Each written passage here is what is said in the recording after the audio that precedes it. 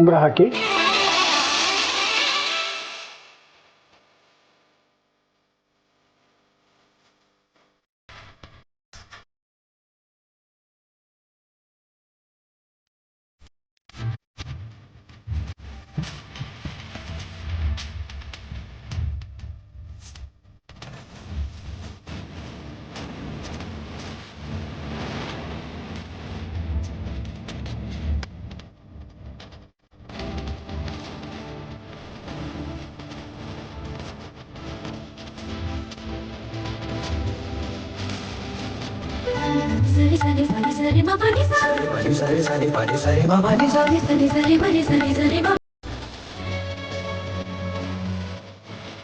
ಶಿವು, ಶಾಸ್ತ್ರ ಮುಗ್ದೆ ಹೋಯ್ತು, ಅಣ್ಣ ಬರ್ಲೇ ಇಲ್ವಲ್ಲಪ್ಪ.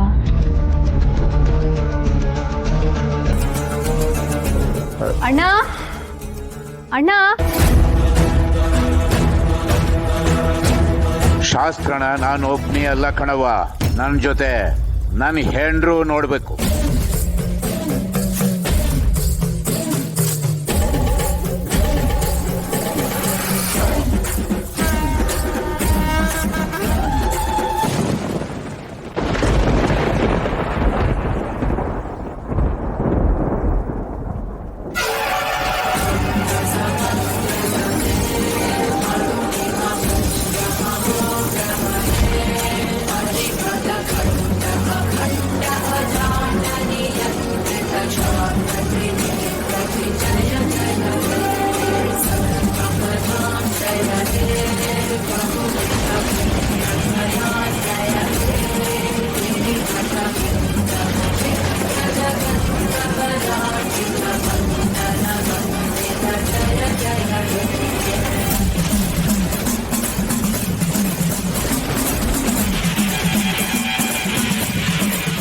ಶಭಾಷ್ ಮಾವಯ್ಯ, ಇದು ಬೇಕಾಗಿದ್ದು.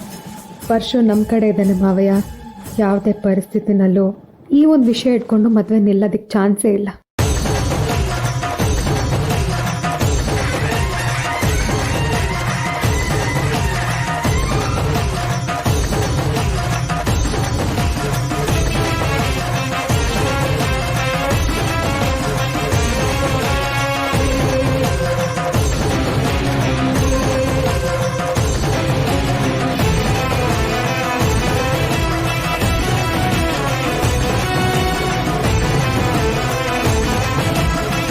ಮಾವ, ನಾನೇ ಹೇಳ್ತೀನಿ.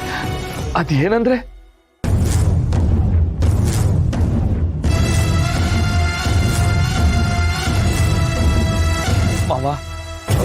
ಮಾವ ನನ್ನ ಮಾತೋಸಿ ಕೇಳಿ ಮಾವ ನಿಂತ್ಕೊಳ್ಳಿ ಮಾವ.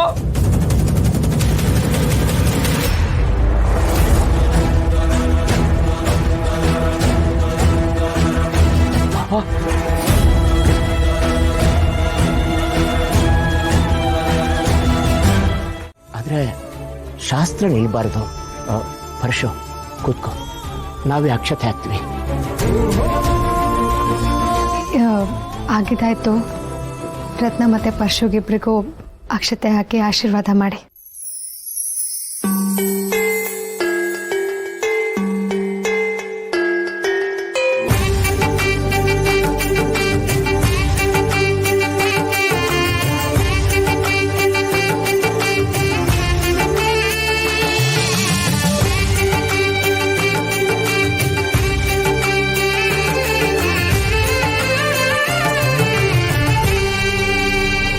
ನಿಲ್ಸಪ್ಪಯ್ಯ,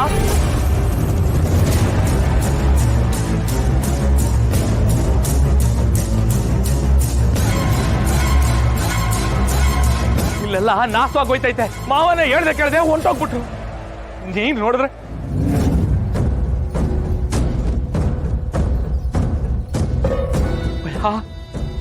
ಈಟೊಂದು ವರ್ಷ ಯಾವ ಹೆಂಗ್ಸಿನ ನೇಳು ನನ್ನ ತಂಗಿರ್ ಮ್ಯಾಕ್ ಬೀಳ್ಬಾರ್ದು ಅಂತ ಈಟೊಂದು ಕಷ್ಟಪಟ್ನೋ. ಈಗ ನೋಡಿದ್ರೆ ಅದೇ ಹೆಂಗ್ಸಿನ ಕೈನಾಗೆ ನನ್ನ ತಂಗಿಗೆ ಅಕ್ಷತೆ ಹಾಕ್ಸ್ತಿದ್ಯಾ?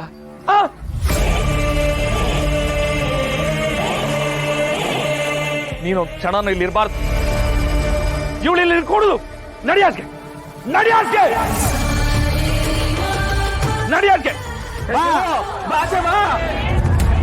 ಜನಗಳು ಕೂಗ್ತಾ ಇದ್ರು ಮರವಾದೇ ಇಲ್ವಾ ನಿನ್ಗೆ? ಭಾಷವ ಆಚೆ ಬಾ.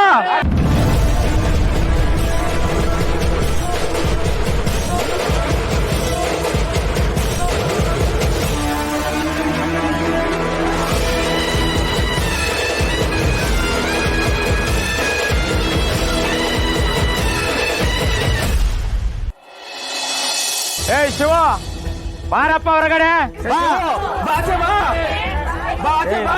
ಜನಗಳು ಕೂಗ್ತಾ ಇದ್ರು ಮರವಾದೇ ಇಲ್ವಾ ನಿನ್ಗೆ ಬಾ ಶಿವ ಆಚೆ ಬಾ ಬಾರ ಬಾಚೆ ಯಾಕ್ರಣ ಯಾಕ್ರಣ ಏನಾಯ್ತು ಯಾಕೆ ಹಿಂಗ್ ಹೋಗ್ತಾ ಇದೀರಾ?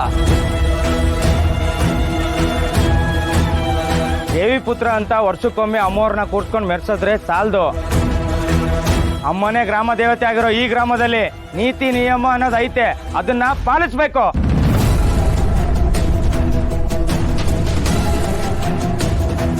ಅಲ್ಲ ಈಗ ನನ್ ಗಂಡ ಯಾವ ನೀತಿ ನಿಯಮ ಪಾಲಿಸಿಲ್ಲ ಅಂತ ಹಿಂಗ್ ಹೇಳ್ತಿದ್ದೀರಾ? ನೋಡವಾ ನಿನ್ ಡಾಕ್ಟ್ರು ಸಿಟಿಲಿ ಓದ್ ಬಂದಿರೋದು, ಈ ಊರು ಕಟ್ಪಾಡೆಲ್ಲ ನಿನ್ಗೆ ಗೊತ್ತಿಲ್ಲ. ಶಿವು ನೀತಿ ಮುರಿದವನೆ, ನಿಯಮ ಮುರಿದವನೆ, ಅದಕ್ಕೂ ಮೀರಿ ಊರ್ ಜನ ಕಣ್ ತಪ್ಪಿಸಿ ಅವ್ರ ತಾಯಿನ ಮನೇಲಿ ಕರ್ಕೊಂಡ್ ಬಂದಿಟ್ಕೊಂಡವನೆ.